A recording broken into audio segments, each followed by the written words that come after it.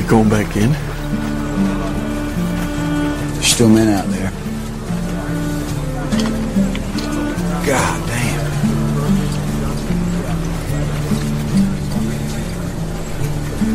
When I go home, people ask me, "Hey, Hoot, why do you do it, man? Why? Just some kind of war junkie?" I won't say a goddamn word. Why? They won't understand. They won't understand why we do it.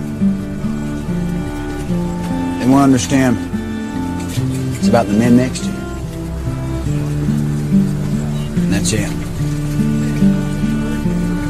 That's all it is.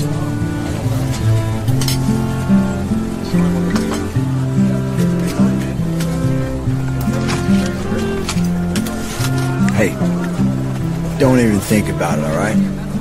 I'm better on my own.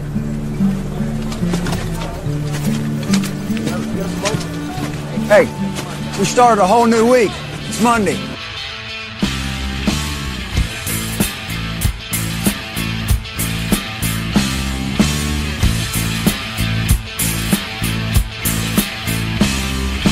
Wake up early in the morning, go to the well, but the well run dry. Young bear, send mail, find favor until the girl come back by and by. In the wintertime, when it's cold out, everybody knows that the farm won't freeze. Locked in a cab. Friends, fans, followers, leaders, and true believers, thanks for tuning in and checking out the show. I really appreciate you guys, every one of you fucking people. You are awesome, amazing, and I appreciate you. Man, it's kind of a trip. This is another night here in Okinawa, Japan. Far away from home, far away from my homeland, and whatever fucking bullshit rhyme you want to throw in there. Anyways, it's kind of a trip, man. I'm kind of like going through some comedy withdrawal here. You know, this is the longest I've actually been away from being on stage in at least 5 years. It's not so much being away from the stage. It's really kind of like getting to me. It's more along the lines of just being away from comics. You know, there's this weird thing that comedians gravitate towards each other, and that's one thing I love about being a veteran and being in the military is that you have that bond with other military people. Like it just sometimes when you're just away from fellow service members a long time, you kind of go through it. Okay, and it's funny because I'm feeling a lot of that with comedy because of the way that you think about shit, the mentality, and the way you put together things, and the fucking, I don't want to say witticisms, but the it's kind of like a one-up competition of just shit talk and just always trying to expand on where anything goes, just when you're talking shit, and or just when I say talking shit, when you're just talking about anything, you know. And then there's always that trying to find something funny in it, and then you just connect the lines. And then when you're around normal people, you're just and some people try joking around. You're just like, are you fucking kidding me? That's so fucking hack, you know. And they don't know any better. But as a comic, you know what's up, and I really miss that equal balance, man. And I fucking love being around military folk, and I love being around comics. So that's why I think it's really kind of fucking with me now, was because like this was my therapy, you know. And instead of taking medication or doing any of that other shit, I think one of the best things that ever helped me out was comedy, and just being able to get on stage. And a good majority of that is when you go to a show. I mean, you got to figure you might be there for hours. And you might only be up there for a minute, not a minute, but you might only be up there for minutes. It might be 3, 5, 10, a half hour. But either way, you're spending like 2 hours. And a lot of that's just hanging out and bullshitting with other comics, man. You know when you're doing good when you see other comics in the room watching you, because that always makes you feel good, you know. Because if not, they're usually hopping outside, shooting the shit with each other. But they're like, hey, man, I want to go in and see Josh, man, and see how he's doing. And they pop in, and that's fucking awesome. You know, so I don't know. There's a tight clique of comics I really miss hanging out with when I'm at the store. But I also, for years, I really hung out with a lot of guys back in Virginia Beach. And those guys were really like family. They really helped me out a lot when I was going through some dark times and shit. It seems like, dark times. It seems like all the time is a dark time nowadays, man. What the fuck, man? People passing away left and right, man. Kenny Sayre. I think, I think the biggest thing that really hit was when Sean. I mean, I don't know. I'm still kind of, that hurt the most, I think, and I think I'm kind of been a little numb and nothing shocks me anymore. After that, man, I love that dude to death, and not much you can do about it. He's gone, but it's just really weird. But the thing is the way you cope with things is you try to find the funny in everything, especially in the darkest, the darkest of darkness. You try to find the light. You try to make it fun. You try to make it funny, and it's really strange. And like even at the shittiest of times, you try to fucking find something that'll spark some laughter. Yeah, and I really miss that. But Okinawa's all right, man. It's not bad. Like PG and debauchery. That's like I was saying before. This place is like not like it used to be. It's crazy because like when I was here the first time, there's this guard shack that you had to fucking stand at, and you had to like wave cars in and out. I'm sure if you're haven't served in the military, you've seen military movies and shit where you've seen people come in and out of bases, and that was one of the things, man. You had to fucking wave people in and out, and it was such a trip coming back here because I haven't been here. Shit, man, I haven't been here to Okinawa in at least 10, 13 years, and coming back, that whole guard shack, there's this big asphalt square where the guard shack used to be. Our front gate isn't our front gate anymore. It's pushed out even further. So it's just kind of like a big trip, man. And then like this place has a lot of typhoons. So this last week, what we did was we had a supposed typhoon coming in, which didn't even come anywhere near here. And I'll be honest, I was kind of looking forward to it because I like sleeping in. And if the typhoon came in, then we just probably wouldn't go to work. It'd rain like a motherfucker. And then after that, we'd probably get some chainsaws out and we'll cut up some trees that are stuck in the road or just start clearing debris and all that other shit, man. So I was kind of upset that we didn't get a typhoon because I honestly like playing video games and sleeping in. And that's one of the reasons why we're here too. And a lot of people think it's just all war and because it's like to be closer to Korea, but at the same time, we're also the guys that clean all this shit up, man. If there's any bad juju that happens weather-wise, we're the guys that are going to go do the disaster relief for the most part. And I really miss that part, I mean, I'm always a hippie at heart. So when I came in the Navy, there was no war. I just thought we were going to be doing a lot of construction and humanitarian missions and stuff like that. So it's kind of cool. Like, it's really weird. It's kind of really full circle, man. First place I deployed to was here, and the military was doing downsizing, under the Clinton administration. My last place I'm deploying to is here, and we're doing a lot of downsizing again. And it's just kind of strange because it's weird. It's like this spiral. It just ramped up and ramped down, or I don't know. It's just like one full turn of like I came in when there was nothing happening. And things just kind of spun, and then the shit got real. 9/11 happened, Iraq, 9/11, and then we invaded Iraq. We had all those wars, all those battles, I should say, and cleaning up all those fucking towns and doing that shit. And then here we are again, budget cuts, people trying to get rid of people left and right. It's strange, man. This getting rid of people kind of hurts, because fucking the higher tenure, they're not fucking around, it just seems a little more corporate America than actually like regular military anymore.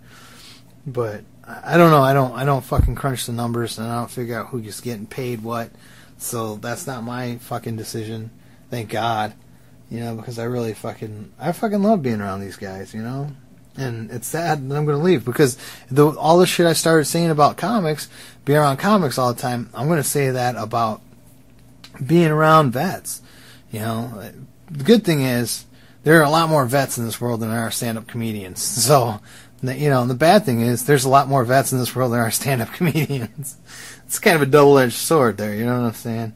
But I don't know. Who knows, man? Just hopefully if shit pans out, and things are looking pretty good, man. If shit pans out, I'll be out there back on the front lines telling jokes, slanging jokes, as we used to say, all over the place, man. And that'll be fucking cool. I'm looking forward to it, man. I dropped my papers, and that was like that was the weirdest thing for me.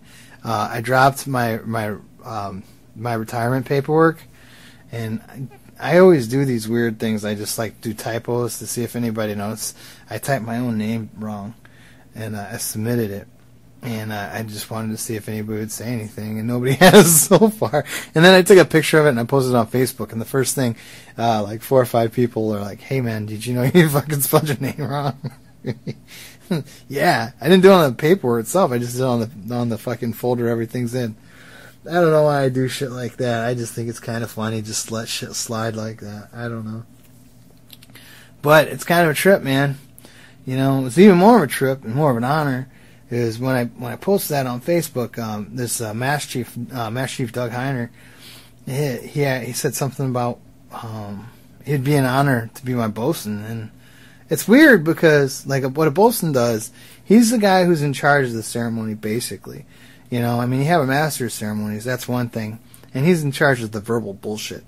And then you have the bosun's mate, and he's in charge of pretty much the physical things that happen, as far as like piping people to shore. In other words, they play this whistle, and then you walk through a bunch of side boys, and it's like going to shore is what they call it, but really you're just fucking walking down a hallway or whatever the fuck. But that means a lot, you know. And somebody that really was impressionable, and I learned a lot from over the years, and it was crazy too because I was honestly wondering how was I going to go about asking this dude, you know, to do this. And I really want as many people that want to be there. And I don't want to ask too many people because you feel weird because you feel like you're putting them on the spot. So, hey, folks, if you want to be there, fucking shoot me an inbox message and let me know, man. That'd be really cool to get a good turnout at the world-famous Comedy Store. I'm kind of kicking around different ideas, though. Do I want to fucking do the ceremony in Port Hueneme and then later that night do a show at the Comedy Store? Because that seems like it's more feasible. Because some probably want to go to one and not the other, and the other part of my I'm thinking do the whole fucking thing at the store because that's where I'm ending the career where I started my other one, you know. So who knows? We'll figure that one out when the time comes. We're getting closer. We'll get closer. We're not even in fucking the same year yet.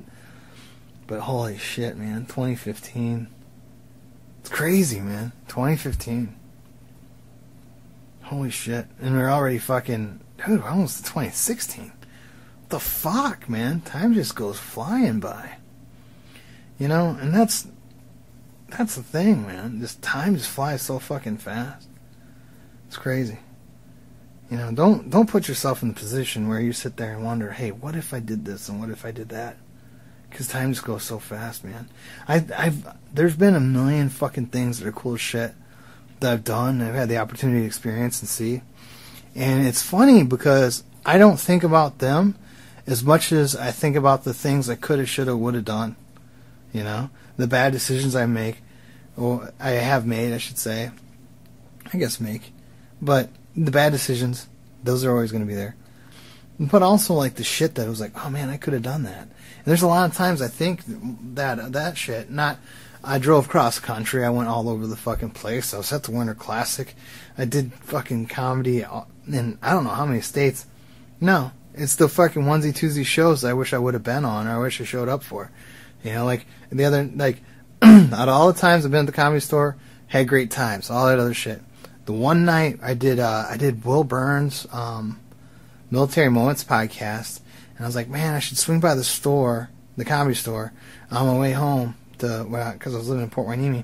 And then I started thinking, nah, fuck it, I'm just going to go home. Well, I had a chance to meet Jim Carrey. He was hanging out at the Comedy Store. And it's like, what the fuck, man? You know, so that really kicked myself in the ass for that. You know, and it's funny, too, because that's like the one time that I'm like, what the fuck? And I don't know how many times that I should be sitting here being like, you know how many times I've seen Bill Burr do 3 different rooms in a night? And Bill Burr's like one of my favorite fucking comics, you know? I know it sounds like silly and trivial talking about one show, but that's just an example, you know what I'm saying? There's so much shit. So I guess, folks, listen to your fucking heart and your wits, man. Obviously put your fucking brain into it, but at the same time, if you got an opportunity to do some shit, do it. And do what makes you happy. Not everything's got to be for the fucking money. Speaking of for the money, I could have fucking done a lot of other shit.